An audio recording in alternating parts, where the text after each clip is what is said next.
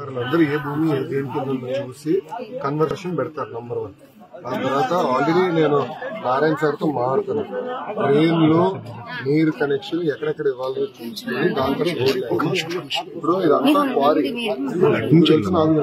నీరంతా వచ్చి లోపల పడుతుంది. దానికి ఏం చేస్తూ బాగుంటుంది అధికారులతో మాత్రం ముందర మన ముందరున్న సమస్య ముందర నీరు తీయాలి. ఆ పనిలో ఉంది. ఓకేనా?